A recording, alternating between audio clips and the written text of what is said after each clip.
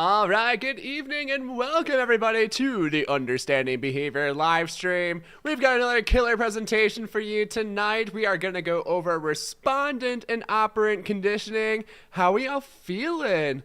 Looks like we've got a lot of returning faces, a couple new faces. Taylor, welcome for the first time. We have VooTuber, welcome for the first time. How we feeling? Are you guys excited for some respondent and operant conditioning today? Nice. Amanda picked up the Beast Slayer course today. I think it's going to do really well for your confidence. It's going to really, our Beast Slayer course, if you're not familiar with it, comes with pretty much everything that you need to nail this exam down. It has, you can click here and even do a little free trial. And if you scroll down, you can see all of the content of the course as well. So a couple things that really make this course different from some of the other courses out there is that we break everything down into really small chunks for you to digest and really just focus on the meat of everything.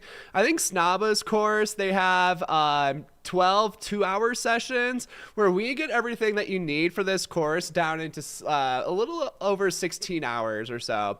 So, yeah, we have shorter videos and you can navigate to exactly what you need. It starts with the very basics, so you get really comfortable with those foundational skills and you can build upon them. There's over 65 quizzes in this course as well that help you just really nail the exam down and nail these concepts down and build that foundational understanding of behavior analysis, so you just like are good at behavior analysis in general, which obviously if that's going to be your career is really helpful.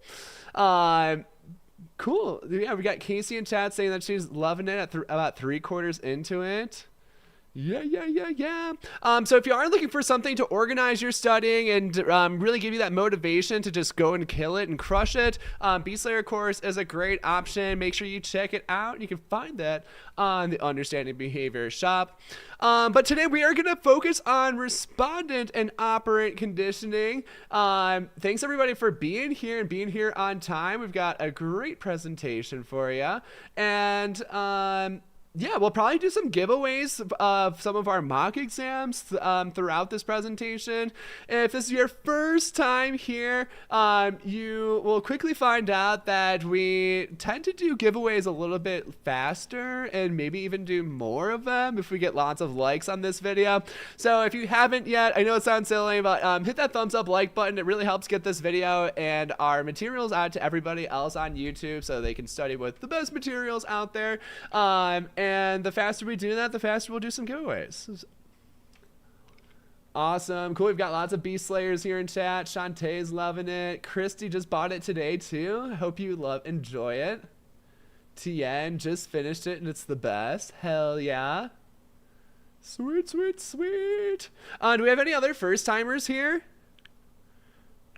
I know we had a couple, I think it was Taylor and VooTuber first time here earlier. Anybody else? Cool beans. Danley, second timer. All right, we'll still take it. Welcome back. Good enough for some more at least. I'm glad to hear that. Monica, welcome for the first time. Sweet. All right. Well, let's go ahead and get into this. Here we go. Let's start with the very basics. So respondent and operant conditioning are some really broad topics that are kind of just everything about behavior. So I think it's really important to start this presentation off by talking about what is a behavior. There are lots of different definitions of behavior, but I kind of like this one. We've got a technical definition, then we've got an easier definition down here too. This is pulled from Principles of Behavior 8th edition by Malat and Kohler. I really enjoy like their style of teaching behavior analysis, and I use a lot of it in Beast Slayer as well. Actually, it was just in Kalamazoo talking to him a lot the other day, a couple weeks ago, so it was great to catch up, and he's super thrilled about everything that's happening here at Understanding Behavior too. Cool. Looks like we got a couple other first and second timers here. Welcome back, Sinanda. We've got Happy Life 12 first time. Welcome. Veronica first time. Sweet. Welcome aboard. All right, so definition of behavior. They like to define it as a muscular behavior, glandular, or neuroelectrical activity. Let's give some quick examples of each of these. Muscular, pretty straightforward. It's moving any of the muscles in your body. If you think about it, like your tongue is a muscle too. So it's like moving your tongue. It can be any like speech movements. It can be like swallowing as well. It's a muscular movement. Glandular, this is going to refer to like different glands in your body engaging in activity. So this might be like your sweating glands are activated. They release some sweat, or it could be like hormonal things. So we have like adrenaline secretion, for example. And then neuroelectrical activity is going to be anything that fires off your neurons. So kind of a more technical definition here. We can simplify this into any action of an organism. So it's something that an organism does. Another way that you can look at this is that it's anything that a dead man can't do. So a dead man, he can't sweat, he can't elicit or like release adrenaline, he can't move his body. But he could do some other things. So he could like wear clothes, or he could like wear glasses, or he could be sitting in a chair. You can like technically like prop them into sitting in the chair, but he couldn't actually like sit in the chair, but he could be sitting, if that makes sense, like that differentiation. So try to keep an eye on like that tricky wording, because sometimes it comes up on the exam. But behavior, again, any action of an organism. We can split our behaviors down into two different main categories. So our first category is going to be operant behavior. Operant behavior is behavior that's affected by both the context of the behavior, so looking at our antecedent, and our consequences. So we know in operant conditioning, like that ABC contingency is the root of everything. It's the main explainer and the main reasons why anybody engages in any behavior. I put this in quotes as voluntary behavior. So, I think about voluntary behavior as like any behavior that if I asked you to do it, you could reasonably do it, or somebody at least could reasonably do it in the world. So, for example, if I said, hey, do 5 jumping jacks, like you could reasonably do that, or at least somebody could reasonably do that. But if I said like, hey, just start sweating profusely, and it's like, okay, well, that's not really like something I can just like trigger on. Or if I was like, hey, raise your heart rate 40 BPM, or reduce your heart rate 40 BPM, it's just like, no, I can't really do that. So that's how we think about voluntary behavior. But I mean, there's a debate when kind of like one of the scientific attitudes that or like philosophical assumptions that we want to look at is determinism. And that determinism, we need to look at behavior from a reference at that behavior is determined by the environment, and kind of like how the environment is input into the organism. So I put this word voluntary in there because if I asked you to do something, well, it's not necessarily voluntary, but there is an environmental factor that like influences whether you'll do it or not. So again, we'll think about voluntary behavior as if I asked you to do it, you could probably reasonably do it. And we can also just think about it as it's anything that's not a reflexive behavior. So reflexive behaviors, these behaviors occur automatically when a stimulus is presented. So this is different from operant behavior in that these are going to be more of the behaviors that are involuntary, where if I asked you to do it, like you probably couldn't do it. So again, if I said like, hey, raise your heart rate 40 BPM, I'd be like, well, that's really difficult. Or if I was like, hey, like, just like start eliciting like a bunch of estrogen or a bunch of testosterone. It's like, I don't know how to do that. I don't have control of my body like that. So again, think about these voluntary or involuntary behaviors. It's like the easy connections here. There's a little inaccuracy, but they will mostly get you there. It's like if I tell you to do it, you could probably do it. It's voluntary. If I told you to do it, you couldn't like easily do it. That would be more of an involuntary. We consider that as a reflexive behavior. Also, if we go back to our definition of behavior here, we can think about most operant behavior is going to be muscular behavior, where most reflexive behavior is going to be either glandular or neuroelectrical activity. So we don't have like as much direct control to those, but for muscular behavior, most of those behaviors are going to be operant because if I asked you to like, hey, put your arms up, you could probably do it. Cool, cool, cool. All right, how are we feeling there? I'm just going to catch up on chat real quick. Cool, good, Jameson. Good to see you here.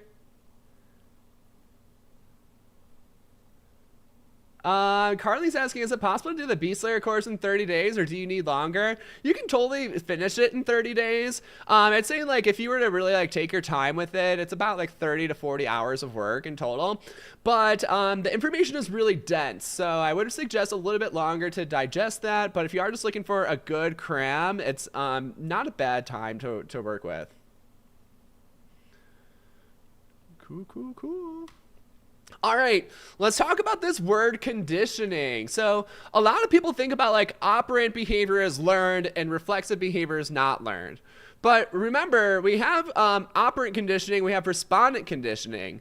And this term conditioning just means learning. So that would be an incorrect way to think about it. So if you were thinking like that, like just kind of ditch that. Conditioning means learning. So if you're using operant conditioning, that means learning is taking place. If you're doing respondent conditioning, that also means learning is taking place. So trying to get away from like the learned versus unlearned with like our operant versus reflexive behaviors.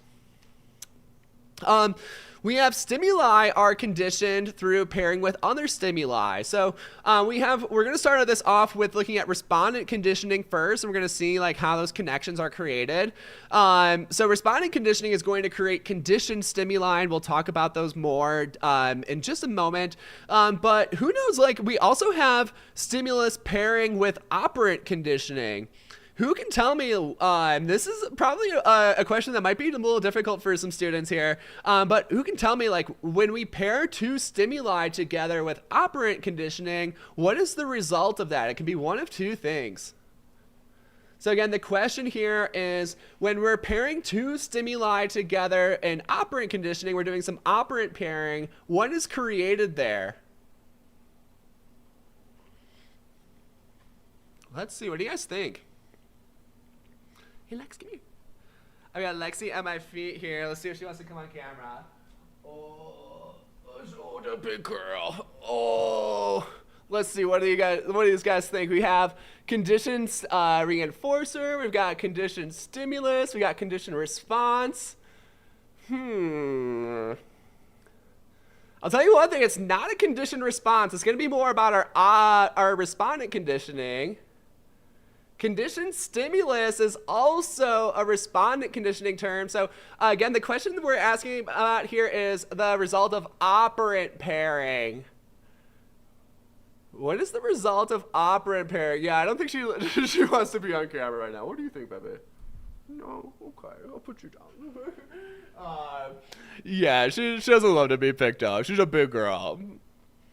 But she's the best baby. I thought you guys might want to see her.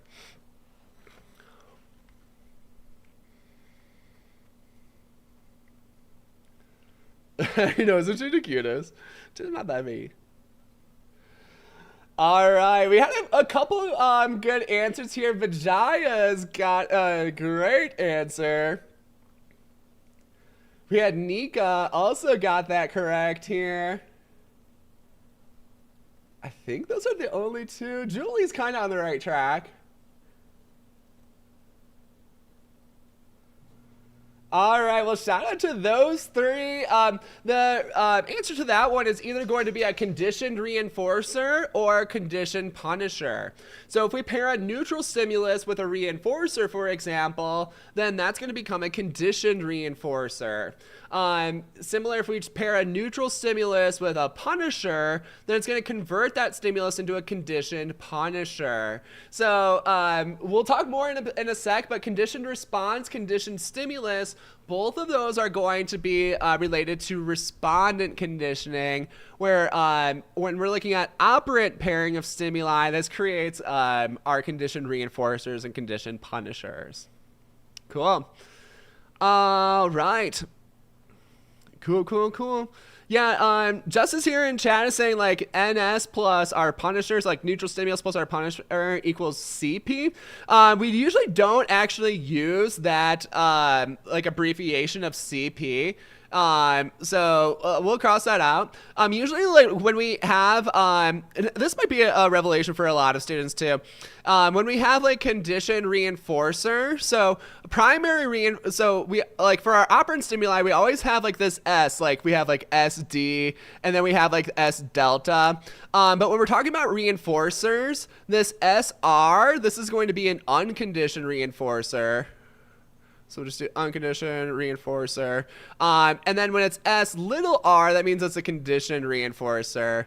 And kind of same thing with our punishers. When we have S big P, that's going to be like, an unconditioned punisher. Unconditioned punisher. And then we have an S little p. Let's see if I can actually like make that look different. This would be like a conditioned punisher. So that's how we do our notation for like those operant stimuli. So if you want to know like where SD comes from, it's like a stimulus that's discriminative. Or where you have like here, this is a stimulus that's a reinforcer. The capitalized R means it's an unconditioned, where the little r means that it's going to be conditioned. So sorry, big R unconditioned, little r would be conditioned. Same thing with our punishers, is that we have big P is going to be unconditioned, little p is going to be conditioned. So hopefully it's useful. Cool. All right, so stimuli they're conditioned through pairing with other stimuli. We have that stimulus-stimulus pairing. And then behaviors, these are conditioned through consequences in the context associated with them. So we have behaviors, like behaviors are really only conditioned through operant conditioning, wherein we look at respondent conditioning, we're more seeing like stimuli are conditioned, but stimuli have a listening power over behaviors, which make the responses related to them conditioned. And that might sound like a lot, but we'll break this down in just a moment. Cool. I'm glad this was like a little revelation for you guys with like this stimulus notation stuff.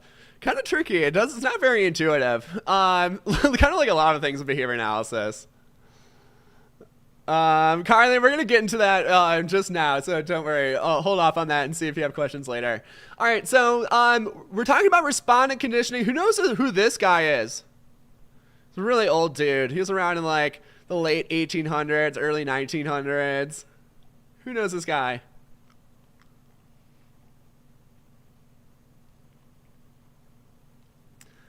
Yeah, you guys know him. This is our boy Pavlov. Good. Is that capital and small letter important for the exam? I honestly think it's fair game for the exam. I don't think it's something they can really test, but I think it's fair game. All right, so this is Ivan Pavlov. Ivan Pavlov was an interesting dude. So he was actually not a psychologist at all. So like he was around during like Sigmund Freud's time. And he was not a psychologist. He was actually like somebody who was studying digestion and like biology. So more interested in biology than psychology. But he was doing an experiment with his dogs, and he noticed a really interesting thing when he was studying digestion. So what he was doing is that he had these dogs set up, and they were collecting the amount of saliva that they were producing. And they were doing it like when they presented this meat. And he noticed that before he was to feed the dogs, that he would ring a little bell before it was dinner time for the dogs. And what he noticed is that the dogs were salivating before the food even arrived. They were just salivating at the sound of this bell. So kind of interesting. And he was really embracing his Skinner here before Skinner even came up with this quote. So maybe Pavlov just inspired this quote for Skinner. But Skinner has a great quote that it's, when you stumble upon something interesting, stop everything and study it. So I think it's a great quote, something I've embraced a lot in my life, and it's worked out very well for me. So Pavlov did exactly that. He's like, screw this digestion study. I'm going to study this bell thing, because what is going on here? This is crazy.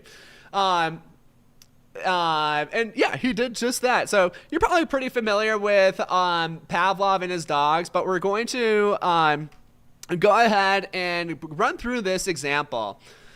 So here is kind of like the master sheet for respondent conditioning. We have first we have our we have a lot of different terms that we need to nail down. So let's get into these terms. We first off have a neutral stimulus. So a neutral stimulus is a stimulus that doesn't elicit a behavior at all. So it doesn't have any eliciting power when we're talking about respondent conditioning.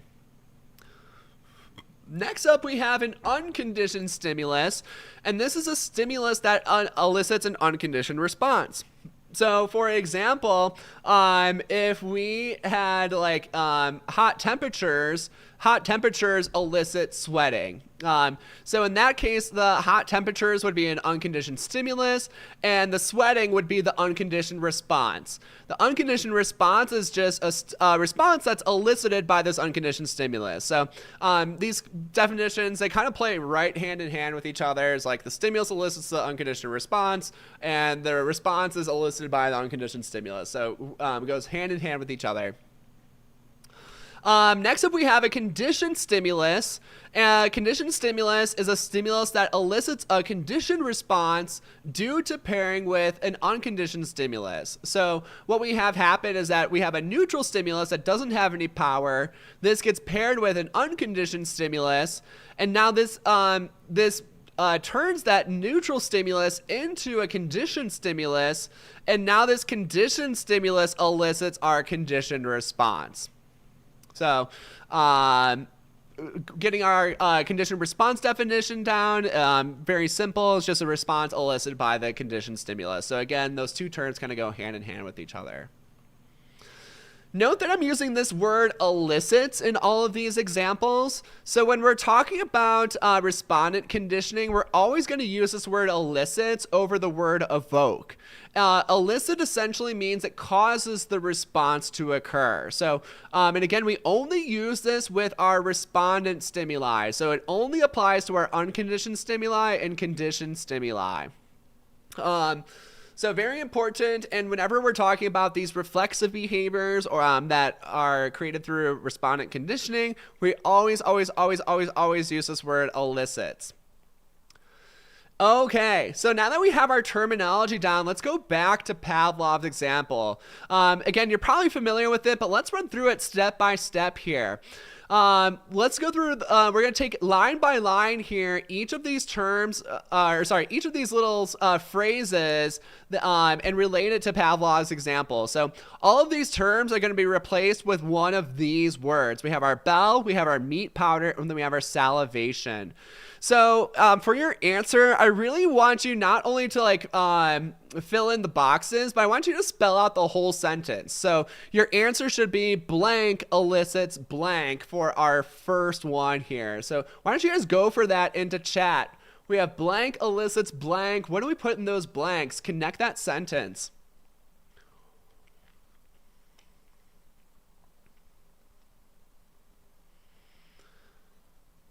Gunjan's asking about any memory aid for elicit versus evoke versus emit.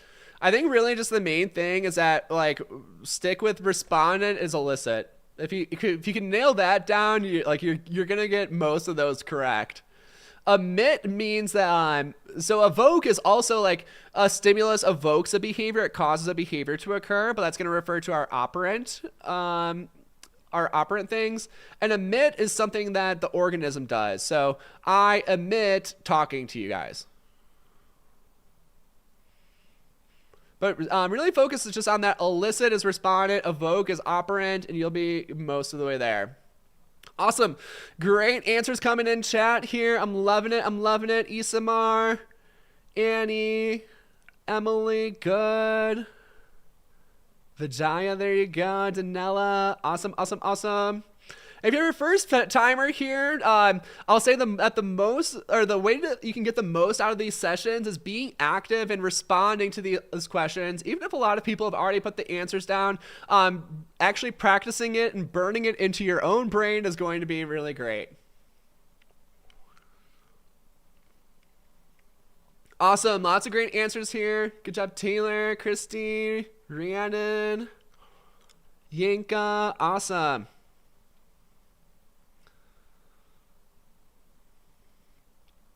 All right, so our line 1 here, we have our unconditioned stimulus. This is going to be our meat powder. So this elicits our unconditioned response, and it doesn't require any pairing with other stimuli. So our meat powder is going to elicit our salivation. Really nice job there. I love how everybody actually put the whole sentence together too. That makes me so happy. You guys are here taking your learning seriously. I love to see that. So we have meat powder elicits our salivation as our first line. So again, this happens, doesn't require any pairing. It's just a naturally existing relationship right now. Perfect. Okay, our next line, line number 2, we have our NS is paired with our US. Complete that sentence there. Make sure you add our connector in there as well. So blank is paired with blank. What do we have? Cool. Tanya, I like where we're going. Julie. Perfect. Ooh, Barbara, it looks like you have 3 terms there. Alan looks good. Emily looks good.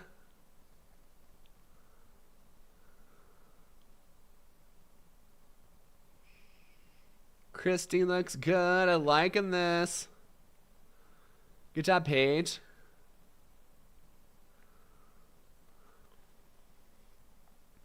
Yeah, there you go, TN. Amanda, killing it.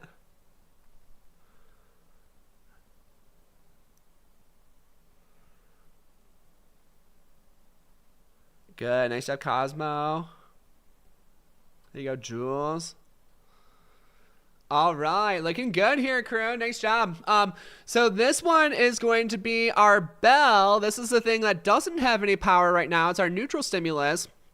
Is now paired with our unconditioned stimulus, which we can just carry over was our meat powder. Good. Awesome, awesome, awesome. So this is the process that causes this next line. So we have our NS becomes our CS. So we essentially just have like our bell becomes like a bell with power. So we'll say like bell plus power.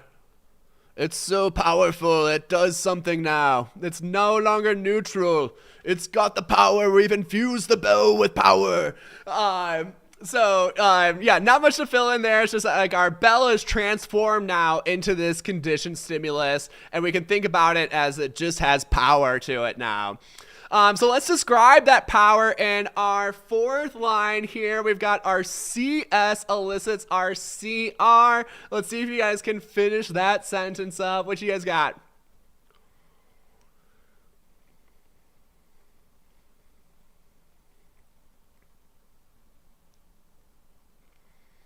Good. Nice, Emily. Good job, Courtney.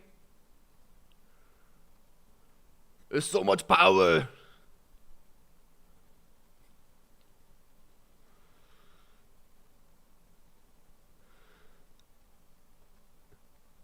Power bell. Sounds like almost like a kettlebell.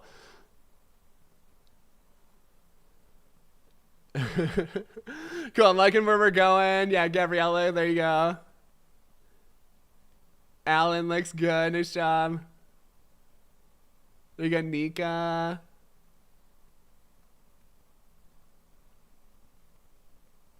Yeah, needs more cowbell. Absolutely. Nice, Tian. That's awesome.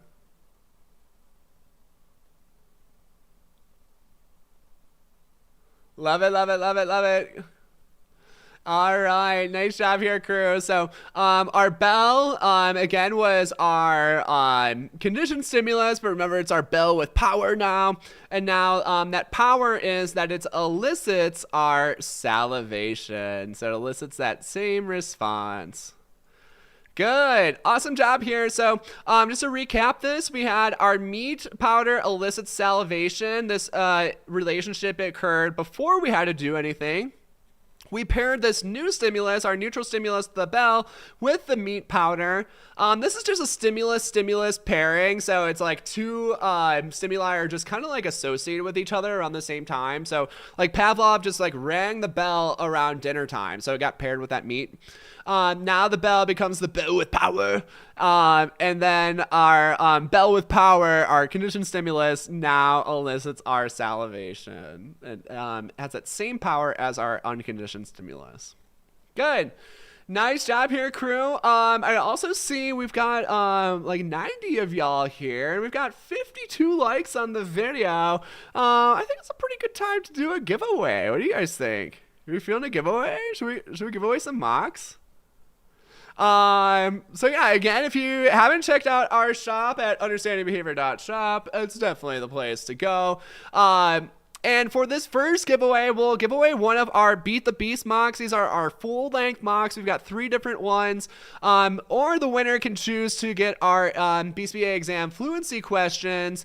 These are 10-question quizzes that are available on our app. You can take them as many times as you want, and these are some of our easier questions. Where our full mocks are more like, here's like something that's really similar to the real exam, and it has some really great feedback from you to learn from as well. So our winner here will be able to choose whichever full-length mock they want, or they can get the fluency package and if they want instead. All right, so we'll do this as a random number giveaway. So if you'd like to participate, feel free to throw in a number between 1 and 500, and our closest number is going to be our winner. Yeah, our full mocks, they also come with a scoring scale to them. So, again, they're really similar to the real exam. This scoring scale is pretty valid.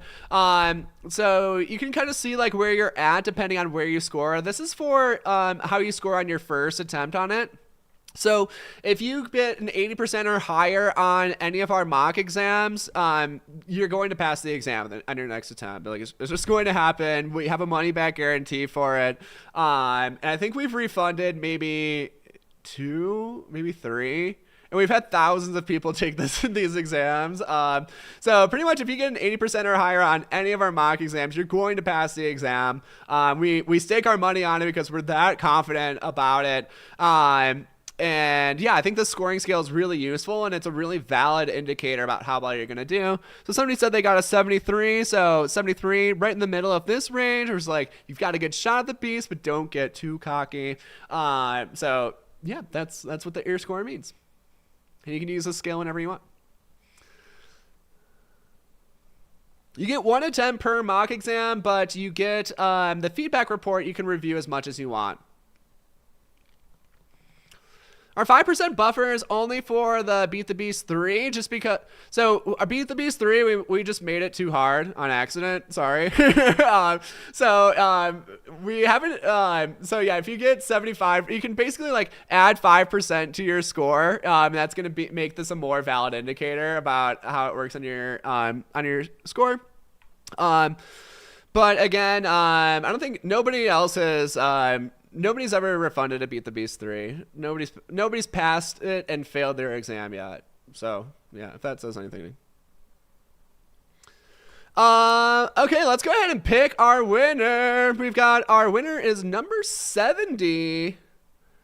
Oh my gosh, I bet Jameson put in 69. Let's see what we got here. Anybody close to 70? We've got Cosmo at 75. Anybody go closer? Did Jameson put a number? He always puts 69. I'm seeing Cosmo. It might be our closest at 75. Help me out here in chat. Is anybody closer than 75? I think Cosmo is our winner. At 75. All right, Cosmo the pastry, congratulations. Looks like you're our winner tonight for our first giveaway. Again, you can claim any of the Beat the Beast mocks, or you can get the fluency package. So just send us an email, understandingbehaviorofficial@gmail.com, and let us know which product you want. Awesome. Good to know your actual name, Agnes. Thanks for coming tonight, and way to go. Deborah, was that your first attempt? If so, shoot us an email about it. You get 1 attempt for the mock exams. Oh, awesome, Agnes. Cool. Well, congrats again. You're another lucky winner tonight. Thanks for being here. All right, cool. Well, keep those likes flowing on this video, and we might do another giveaway. But you know, it all depends about like how high we get that like counter. So.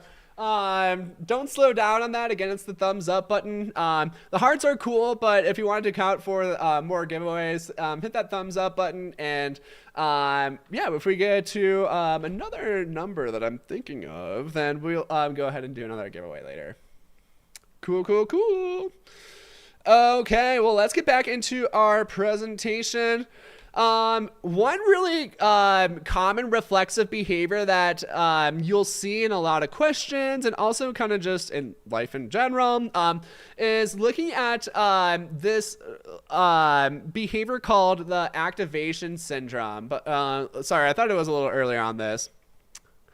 So whenever we're looking at reflexive behaviors, think about these as like emotional responses or feelings. So, they're a little bit less clear, but if you can think about like feelings of joy or feelings of anxiety or like feelings of hatred or anger or intensity, these are going to be reflexive behaviors. So, again, like it's really difficult. Like these kind of fall into like that involuntary example, or if I'm just like, hey, like, can you like get really angry right now? And it's just like, well, it's like kind of hard to do. Same thing if I'm like, hey, can you just like start feeling like really joyful or like start feeling a lot of anxiety? I'm just like, no, it's kind of hard to do voluntarily. So it's more about like situations are going to elicit those feelings or responses. So really common to think about with any of our reflexive behaviors. And again, those feelings would be susceptible to our respondent conditioning as well. And we'll go over another example of that in just a minute. Our next really common one is the activation syndrome. Again, this one you're going to see in real life a lot, and you may also see this on the exam. It's kind of a weird term for this, but the activation syndrome is actually a behavior, and it refers to our fight or flight response. So this is a combination of behaviors. It includes like increased heart rate, adrenaline secretion, sweating, and a few other different responses that are just kind of all lumped into that activation syndrome. So another one to keep your eye out for. Cool. Yeah, has anybody ever heard that term before, activation syndrome? It's kind of a weird one. I don't know why they call it that. I think it's just like something that like activates the organism. So if it's like, if we have like, let's pretend you're a zebra and there's like a pack of lions nearby, it kind of like activates that organism, or like they need to decide like fight or flight right there. Okay, we're about like 50-50 on this one. Cool. Nice, Amanda learned in the Beast Slayer course. Perfect. All right, cool. Well, let's go ahead. We're going to take a look at our next example. This is looking at respondent conditioning of social anxiety. So think about like most individuals, like they're born where like social situations are kind of like naturally reinforcing and joyful. Like we're really social beings, so most of our biology is kind of programmed for that. It's also like gets paired with like a lot of strong reinforcers early on, so that can help kind of increase like the joy that's elicited by social situations. But when social if you also think about like social rejection is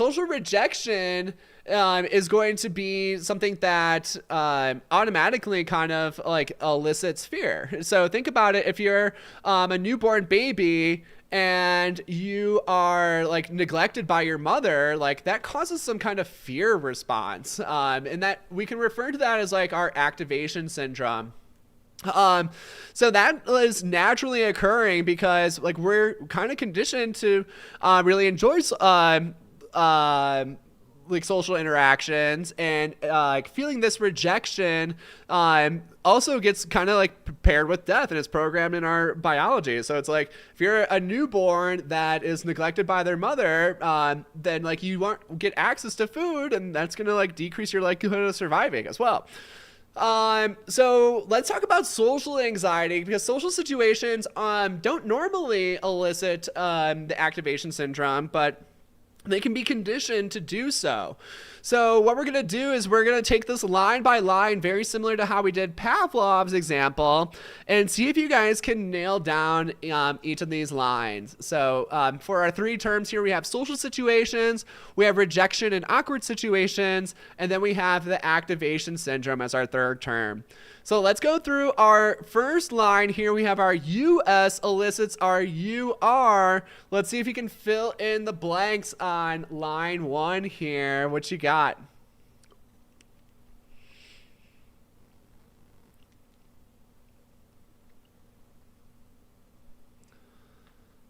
Nice. Great answers coming through. Good job, Emily, Vijaya, Isamar, Amanda, Shantae. Good. Nice job, Tanya. Good, good, good, good, good. I'm liking this. You guys are killing it.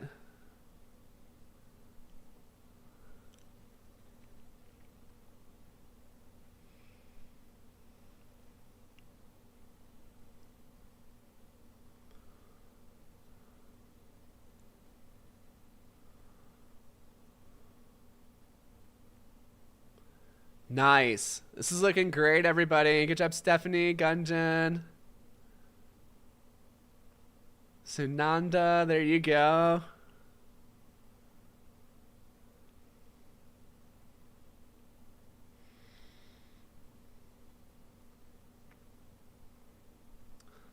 Excellent. Good job. So remember our unconditioned stimulus. This is something that has this power to elicit our unconditioned response without any pairing. So this is going to be our rejection elicits our activation syndrome. So rejection is going to cause like that fear response in the organism. And that happens from pretty much birth. Like we just like took a mother out of its, took a baby out of its mother's arms and just like put it in a room. Like it's gonna start feeling this fear response and that activation syndrome. Perfect. All right, looks good. We have our next line. We have our NS is paired with our US. Let's get that line down here. Let's see what you got in chat. What you got? What you got?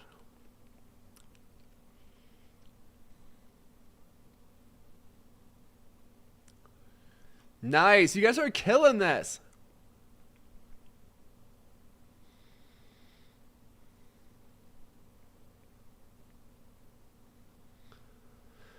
And if you're taking the exam and you get respondent conditioning questions like this, like kind of just memorize this little chart here. This might even be a good thing to like throw on your whiteboard. And yeah, take it line by line and see what they're actually asking about, and you'll nail it every time. Answer's looking really good here. Nice job, Alina. Good job, Taylor. Good job, Danley. Yeah.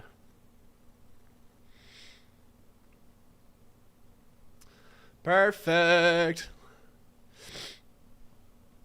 Awesome, awesome. So our social situations, these are our previous neutral stimulus. And now they're paired with our unconditioned stimulus, which we saw from our previous line, is that rejection. Good. So now our social situations become social situations with power. They become that conditioned stimulus. So we kind of, again, carry that social situation down. And now it's kind of like social plus power. So much power. This is like not the kind of power that you want typically, but it is power nonetheless. All right, let's go to our line 4 here. Now we have our CS elicits our CR. What do we need to fill in with this line here? Good. Yeah, Courtney, good. Good, Yinka.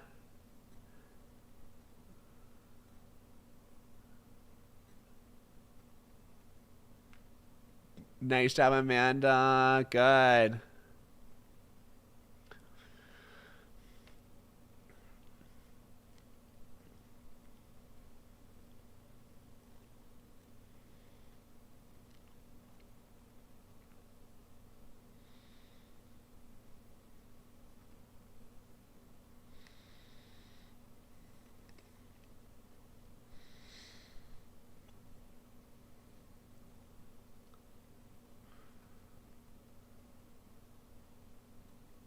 All right, you guys are killing this. Excellent. I love to see it. Our social situations are conditioned stimulus. Remember, they've got that power now. The power that we're describing is that it elicits the activation syndrome. So, yeah, so now every time that you're in a social situation, you feel fearful and sweaty and have an increased heart rate. Is that what everybody wants? Yay, great. Well, anyway, that's what millions of people are dealing with today. This is one way we could explain why social anxiety occurs. And, it's not really like it's not like a disorder or anything. It's just something that happens in your environment. Like these pairings occur, and this is the result of it. But it's not like a permanent thing. Behavior is malleable. The powerful relationships can get their power decrease. And there's two different ways that we can do that. So the first one that we're going to be talking about is respondent extinction. So respondent extinction is when we repeatedly present the conditioned stimulus without the unconditioned stimulus, which causes the conditioned stimulus to lose its eliciting power. So another way that you could think about respondent extinction is that we're doing respondent unpairing. So this is different from operant extinction, where operant extinction is like when we're no longer providing reinforcement. Respondent extinction is more about unpairing the stimuli with each other. So if you get those two terms confused, like operant extinction versus respondent extinction, make this connection when it's respondent extinction. We're basically unpairing our stimuli. So let's talk about like how would we do respondent extinction with Pavlov's example. So I'm going to give you two options that you can respond from. Are we going to keep presenting the bell without the food? Or are we going to keep presenting the food without the bell? What do you guys think? So we're looking at Pavlov's example. We're doing a respondent extinction. Are we going to present the bell without the food? Or are we going to present the food without the bell? What do you guys think?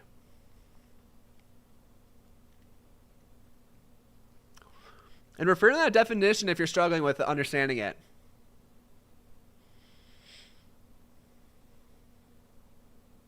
If you got a rationale for this one, even better. Yeah, nice, Amanda. Good backup there.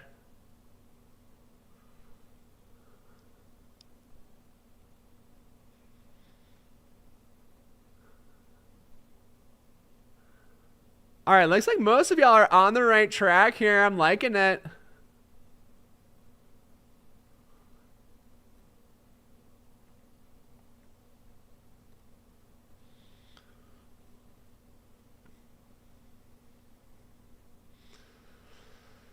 All right, very nice. So for Pavlov's example, we're going to present the bell without the meat powder. So we're going to repeatedly present the CS, again, which is the bell, without pairing it with the US. And what that will do is it's going to turn our CS back into a neutral stimulus. So it's going to lose its eliciting power. So you could also just say it becomes like an NS again. Good. Nice job. How about our social anxiety example? What are we going to do there? I'm not going to give you guys options. I'm going to make you connect the dots here yourself. So we're doing social anxiety. We want to do respondent extinction for it. What are we going to do?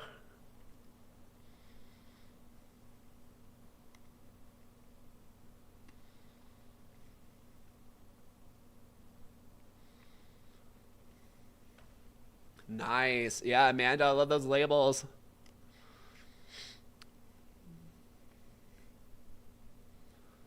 Good. Yeah, A. Thomas killing it. Tina looks great. Courtney, good.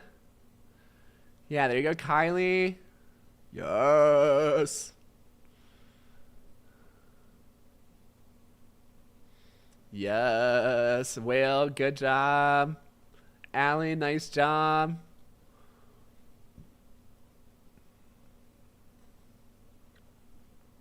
Killing it here, Crow. Nice work. Loving all the interaction. You guys are really on fire tonight. Good job, Alina. Good job, Lisa. All right, excellent. Let's go over this. So for this one, we're gonna keep presenting the social situations without that rejection or awkwardness. So yeah, we just need to repeatedly go into social situations and yeah, like not have that rejection, and that's gonna make the social situations lose that power, and it's no longer going to elicit that activation syndrome or kind of anxiety, fight or flight response. Good. Love it. So that's one way that we can get our conditioned stimuli to lose their power. This next technique actually works for both unconditioned stimuli and conditioned stimuli. This one's called habituation. So remember, respondent extinction, we're doing unpairing. Habituation is we're kind of just like overloading the stimulus into the individual. So repeated exposures to the eliciting stimuli. So again, this could be a US or CS. They weaken the reflexive behavior that it elicits. So that behavior is not going to be as powerful. So we have on our graphic here, we have like this little kid here. He's presented this ball, and like for the first time, it's like really, really exciting. And then like gets presented the ball like 30 million times, and it's like, okay, this ball is not that great. Think about like another like maybe a relatable example. If you've ever like gotten a new car, where you're like, oh man, like this thing's so fancy. Like I'm like excited for work, so I can actually like drive it, and like this like so exciting. And then like a month later, when you've had this car, it's just like, okay, I'm just getting in the car, gotta go to work again, whatever. So it kind of like reduces that like how much joy it elicits. Where it kind of just becomes normal. We have a question. So like, is this like satiation? Not really. So satiation refers to reinforcing power. This we're talking about eliciting power. So like reinforcing power is like how reinforcing something is, but this is like how much, how powerful of a response that it's going to elicit. So kind of related, but not super related. Same thing with like something really shitty. Like let's think like, okay, like when I was a kid, I was a really like picky eater. And if like, I even like let's say I really don't like pickles. I still don't really like pickles, but when I was a kid, it's like if a pickle touched my food at any point, like I would just like throw it away. It would make me like feel awful and terrible. And now like as an adult, like, okay, I've had like pickles accidentally touch my food enough. I'm like, okay, it doesn't release like that much anger in me anymore. I'll probably like even still eat the food or whatever.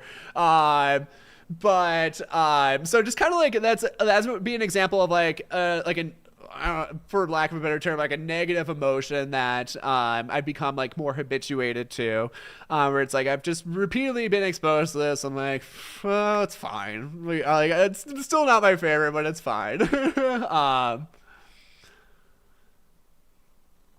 Yeah, Kylie's got a good example, like getting multiple pieces of bad news in a day. Like by the fourth news you're given, you're just like, F it, numb. Totally. Yeah, very similar. Amanda says, blasphemy, pickles are amazing. I'm like, they might be for you, but you know, different strokes for different folks. I can't do it. I can't do them. They're not great. Yeah, Julie, great example. Like if you see a scary movie multiple times, like the first time it might have given you like really like big jump scares, like really big heart rate increases, at like scary points. But after like the fourth time, like you know what happens. Like okay, well it was still alright, but a little bit like more mild. You guys are like making a campaign now. Amanda's for Pickles 2025. Yeah, good examples here, crew. So yeah, important to get the difference down between these. Remember, respondent extinction is the unpairing of CS and US. Habituation is just overwhelming exposure. So if we're talking about anxiety, like the best way to treat anxiety is just to confront the thing that keeps giving you anxiety, because both these things can happen where it's like we can see like that unpairing occur where it's like not paired with the thing that made it super anxiety provoking, and then we would also just habituate to it too. So like the more that we get exposed to it, the more used to it we get, and it's not going to lose its power that way as well. So we can hit it from two angles of attack there. And yeah, exposure therapy utilizes both of these things. So it utilizes like that unpairing as well as habituation. It's just like tons of exposure and also unpairing of whatever thing it was that made it like anxiety listening in the first place. Cool. All right, I think that's all we have for respondent conditioning. How are we feeling on this? We feeling good? We feeling juicy? You guys pros now?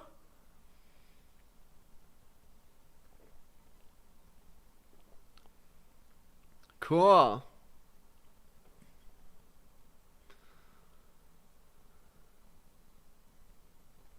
Semi-pros? We'll take that. All right. Better than before is good. I'll take that too. Yeah, and really like the thing to like master this exam is like take it simple, take it one topic at a time, master it, maintain it. So like if you think like, hey, I'm gonna forget this tomorrow, then go back and watch this tomorrow and maybe like run through it like your own example of like one of these diagrams. See if you can like nail it down with an original example, or just review like Pavlov's example and see if you can get that to kind of like extend to real examples in your life as well.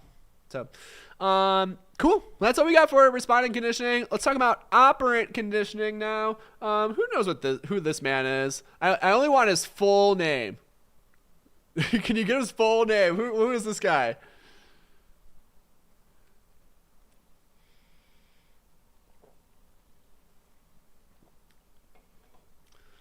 Yeah, we've got Skinner Daddy. BF Skinner. Who knows what the BF stands for? The main man, King Skinner.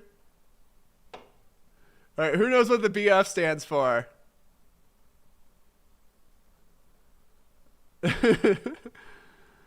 Oh, Amanda's got half of it. Something Friedrich Skinner.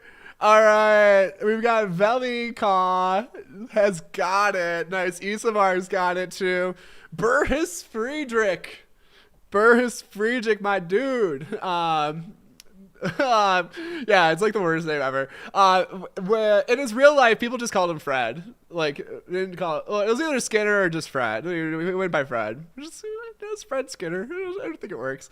Anyway, operant conditioning was originally noted by Watson. I believe this was like really late 1890s. Maybe it was in early 1900s. I'm a little rusty on my history. But early. Like late 1890s, early 1900s, Watson was the first person to identify operant conditioning principles. But Skinner is really like the daddy of it. Like like operant conditioning is his baby, and he's the one who really fleshed it out and like did all the experiments and all the legwork to give us this really strong foundation of what operant conditioning even is. So Watson, he first noted that like, hey, like, he just noted like the basic principle of like reinforcement and punishment. It's like, hey, when good things happen after behavior, like we do it more, and when bad things happen after behavior, then we do it less. So that was pretty much as far as Watson got. Skinner went like off the deep end with it and just got everything that we know about these principles today. Um, the main thing about operant conditioning refers to the law of effect. I know we've got some beast slayers in here. We talk about the law of effect at least 5 times in the beast slayer course. Can anybody tell me what the law of effect is here in chat? Ooh, I usually don't ask this a lot, but I know we've got some beast slayers in here. Who's got it? What's the law of effect?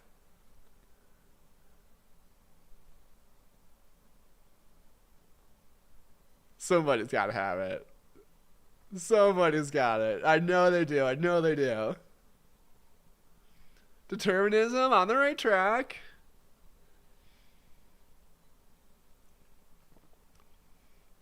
Ooh, you guys are on the right track. I want a little bit more. Yeah, James, I'd say it's more like matching law. Yeah, Jamie is more like matching law. It's kind of on the right track. All right, Shantae's got it. We got 1,000,000 cool points for Shantae. Nailed it. Yeah, Letitia's on it too. Yeah, Rhiannon's on it too. All right. We've got some good ones here. So the law of effects states that the effects of our actions, referring to the consequences of our actions, determine whether or not those actions will be repeated. So again, kind of like that basic principle of, hey, when good things happen after behavior, we'll do it more. Bad things happen after behavior, we'll do it less. But there's a lot more to it. That's kind of the basic of it. So really, like, operating conditioning is looking at that ABC contingency, where we have our the behavior and its associated consequences control all of our non-reflexive behavior. So we have like the behavior, the consequence, and then that consequence also affects like the context or the antecedent that it's that it occurred under. Cool. A little bit more about operant conditioning. Again, this is like our really simple logic. There's a lot more to it, but organisms engage in behavior to achieve more reinforcing consequences and fewer punishing consequences. Our context, these are our antecedents. They get associated with reinforcing or punishing consequences for behavior, and then they kind of gain their own power on their own. So we'll talk about this in an example in just a sec, but we want to think about like the context where that behavior occurred and the consequences occurred and how that also kind of gains its own power. And the power that that antecedent can gain is that it can also alter the likelihood of a behavior. So, for example, like if I had no soda in my can, then this would alter the likelihood of me drinking out of it. But so that would decrease the likelihood. But since there is soda in the can, it's going to increase the likelihood that I'm going to drink out of it. The cool thing about the principles of behavior is that they are experimentally validated. So, like, we know concepts like reinforcement, punishment, extinction, prompts, SDs, discrimination, motivating operations, that, like, these are legit concepts and that they can be applied to any behavior. So it's not just replicated under like one situation in the rat lab. It's like we've seen these principles of behavior affect the behavior of every organism that's ever existed.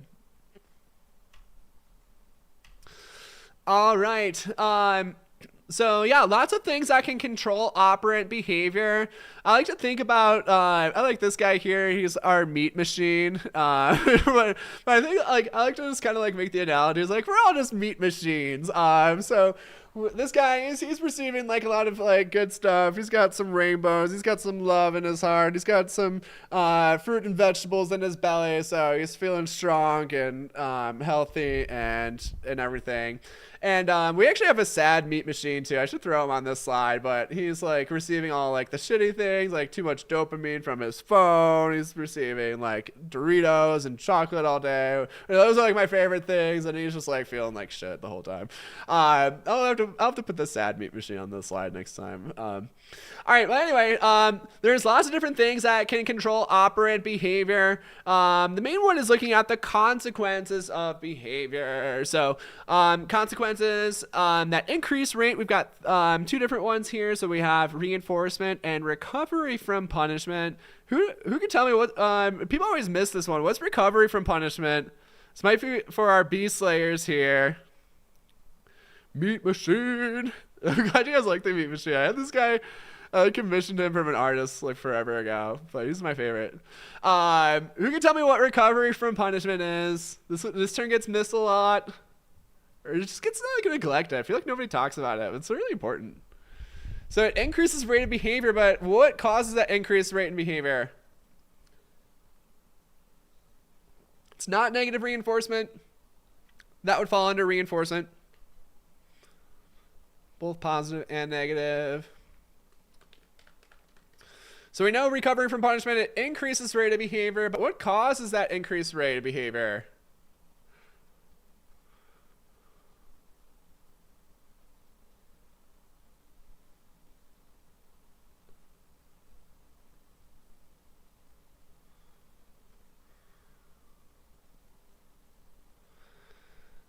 All right, extra cool points for Amanda Cohen and Letitia here. Yeah, Tanya too. You guys can take those question marks off. You guys are killing it. So recovery from punishment is when we have a previously punished behavior is no longer punished. So then we see that behavior increase in frequency. So like if I don't get pulled over for running a stop sign, then I might run that stop sign more frequently. That'd be recovery from punishment. So it's no longer getting punished. Yeah, Amanda Cohen in chat, be Slayer, baby. That's how you learn this shit well. Yeah, check out the B Slayer course. It's awesome. Understandingbehavior.shop. Anyway, quick plug there. So consequences that increase rate, we have reinforcement and recovery from punishment. Consequences that decrease rate, we have punishment and extinction. Uh-oh, where'd my screen go? I didn't close this out. Oh, okay. We're still streaming. Cool. So yeah, punishment and extinction are the consequences that decrease rate. So when behavior results in bad things or removal of cool things, or if our behavior is no longer reinforced, we'll see it decrease in rate. Lots of other things also go into determine like what kind of behavior we're gonna emit. We were talking about that word emit earlier. So next up we have the schedule of reinforcement and punishment. So not just what the contingency is, but how likely is or like what kind of schedule is this implemented on? So is it like for every response? Is it on an interval schedule? Is it on a variable ratio? Could be any of those things, and those produce particular patterns in behavior. I think we talked about those last week or maybe 2 weeks ago. So check that one out if you haven't. So those are our consequences. We also have our contextual stimuli. We can think about these as our antecedents. Lots of different ones here. So we have motivating operations. Motivating operations, they alter how powerful the consequences are. So if something is really reinforcing or just like a little bit reinforcing, or something could be like really punishing or just like a little bit punishing, that can all be affected by motivating operations. We have pairing of stimuli. We talked about these earlier. Pairing of stimuli creates our conditioned reinforcers and conditioned punishers. We have SDs and S deltas. These are related to the availability of the consequences. So again, kind of relating to how likely that consequence is to occur. Prompts that can make behaviors, certain behaviors more likely in the moment, so they increase likelihood of behavior in the moment. And then we have rules. So rules are basically like descriptions of contingencies, and these may also alter the context and consequences for behavior, and these may also alter rate. So like for example, if I say like, hey, if you lift weights and eat a lot of protein 4 days a week, then you're gonna get more muscles. So like that's a rule. And like if you want more muscle, like then you'd be like, oh, I might engage in this behavior. So look at Nick said it works. Or if you're just like, lifting weights sucks and I can't put protein down, or maybe you don't even care about having muscles, then this rule might not be effective in controlling your behavior at all. So again, rules, just descriptions of behavioral contingencies, and these may also affect how likely you are to engage in behaviors. Cool. And then the last one that we have here is our behavioral history in general. So behavioral history is kind of like your current baseline of like, hey, I've experienced everything and now or like everything up to this very moment, and this is how this is kind of like your current baseline for like how different consequences and antecedents are going to affect behavior. Emily's asking, rule govern behaviors when they listen to the rule and follow through, right? Yeah, I would say that's a decent descriptor there. So like, yeah, when the rule like actually governs the behavior, so it actually controls the behavior. So whether it occurs or does not occur, that would be rule governed behavior for sure. Cool.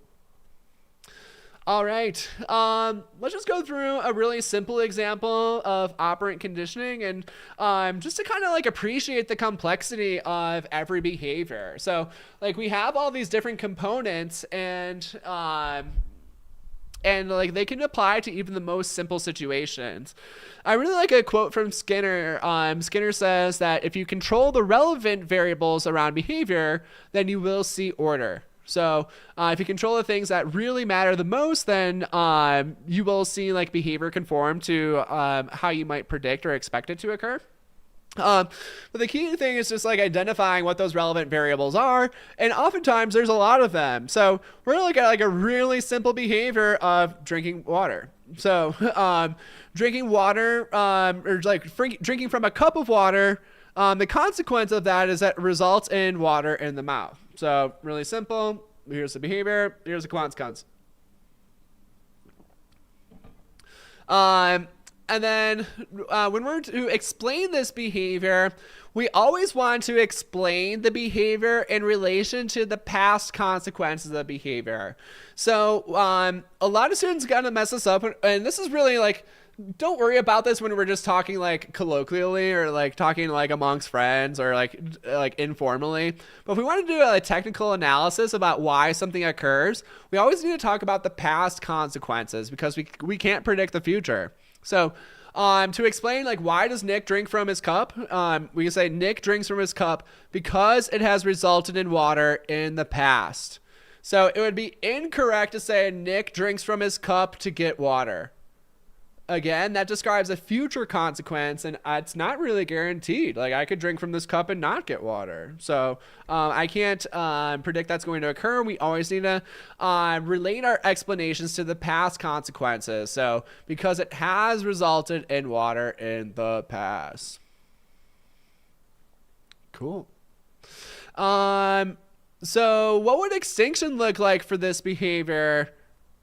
I'm just going to go over it. So again, like drinking from the cup is not guaranteed to result in water, but essentially extinction for this behavior would be like drinking from the cup and not resulting in water. And this would decrease my likelihood of drinking from the cup. But it would do so under this very specific condition when the cup is empty. We would call this an example of discrimination training. So we'll look at the diagram in just a sec to go over that. We can also look at the motivating operation in play. So I'm more likely to engage in this behavior when I haven't drank water in a while, or if I'm just like generally dehydrated. So if I just like rode 50 miles on my bike, I might be more likely to drink water. If I've just been like cooking out in the sun for an hour, then I'm going to be more likely to drink water. So we can look at like those variables that are going to make that water in my mouth more potent as a reinforcer. Cool. So here's that discrimination training diagram. So again, we have this really simple behavior, but there's a lot of elements to it. So we said that drinking from the bottle, the consequence for that is receiving water in my mouth. But this only occurs under our SD condition. So there needs to be water in this bottle. Otherwise, this behavior is not going to result in water. So my antecedent, I just like how I like to diagram, I always like to do opposites here. So it's like no reinforcer. It's like the consequence. We have our S delta contingency here. So this is that there's no water in the bottle. And here's our contingency. So I have no water in my mouth. I drink from the bottle and I still have no water in my mouth. So this is going to decrease that rate of drinking water, but it's going to, the consequence here, so we have this extinction. We have extinction. But this consequence is also going to relate to our antecedent. So what this does is it's going to make our S delta have a stronger abative effect on this behavior of drinking from the bottle. So we can see like how our consequences get associated with our antecedents, and this not only decreases the rate of drinking water, which is like the extinction element here, but it also does so under this very specific condition, which creates that abative effect for this behavior. We can see the same thing for our top contingency for our reinforcement.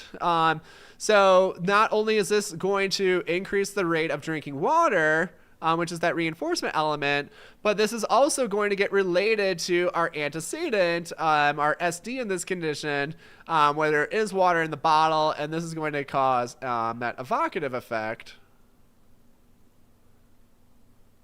Evocative effect, you haven't connected the dots yet, that stems from that word evoke, and it's going to make the water in the bottle evoke or increase the likelihood of me drinking from that bottle. So simplest example, but there's so many elements to it, and every behavior can have this level of complexity. Not every behavior is discriminated, but so many behaviors have this level of complexity. And again, with what Skinner says is that if we can identify the most relevant variables for a behavior, then we can predict it and we will see order. And that's the coolest thing ever, in my opinion. All right, cool. We've got that boy Danny, working as an RBT at Capella. Use all the stuff. Got a 74. All right, solid. Taking your exam Saturday. Good luck, Danny, on your exam. You're gonna kill it. That's a good score. Let us know how it goes for sure.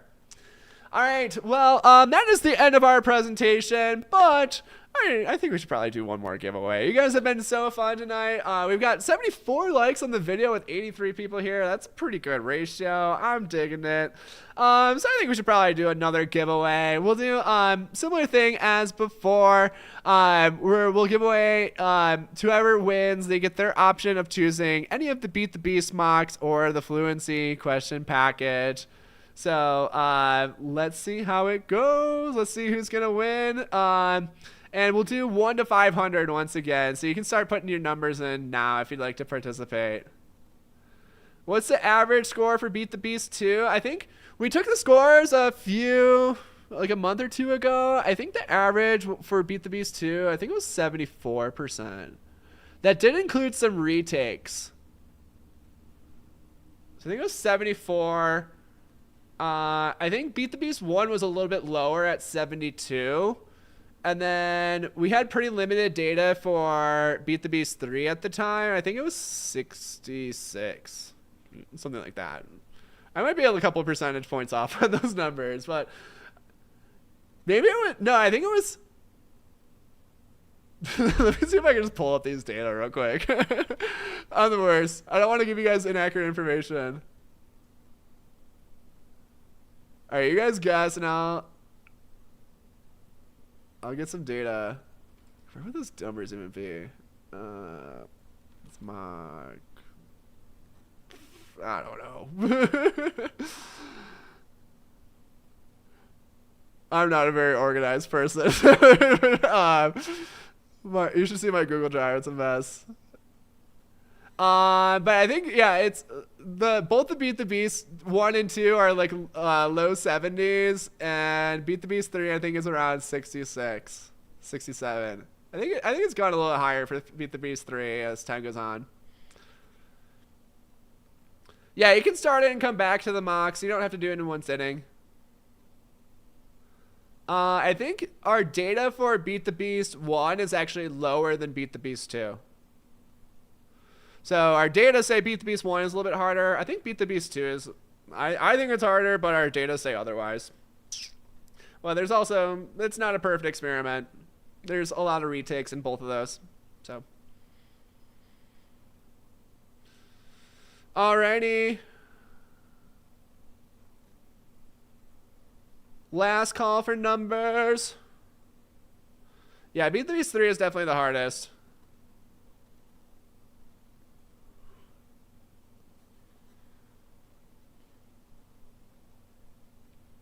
All right, we're going to make soon on to the last guess here. Our number is 337. All right, 337. Who's closest here? We've got Jamie 345. Help me out in chat here, guys.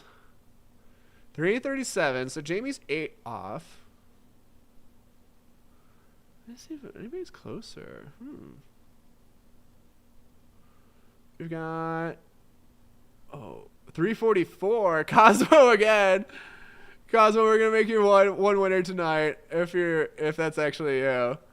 That'd be insane if you won twice. We're gonna keep it one winner per night, or one giveaway per night. I think that's gonna make it Jamie. Yeah, Cosmo, you already won one tonight, though. We're gonna give it to somebody else. Oh, Taylor has 335. Who's that? Where's Taylor at? I missed that one. Taylor... I see Taylor Godfrey, 235.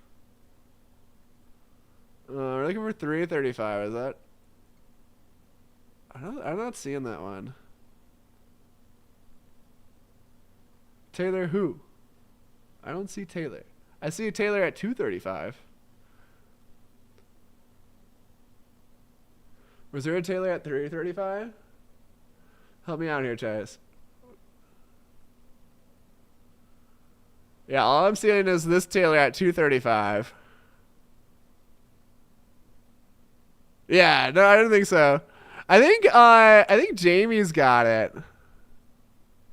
Jamie had 345. Cosmo was one closer, but she already won tonight.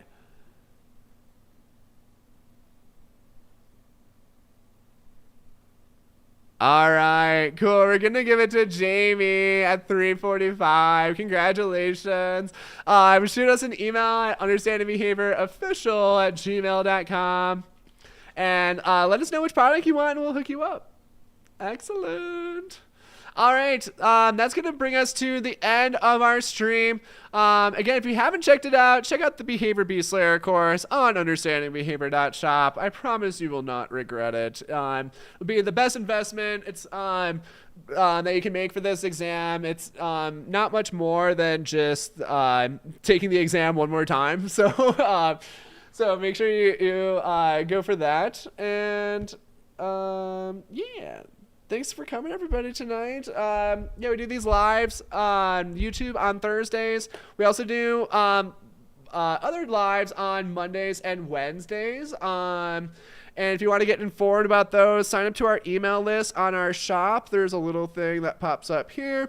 Just submit your email, and we'll let you know when all those groups happen. We'll send you some coupon codes. We'll send you some free mocks. And, yeah, go check it out.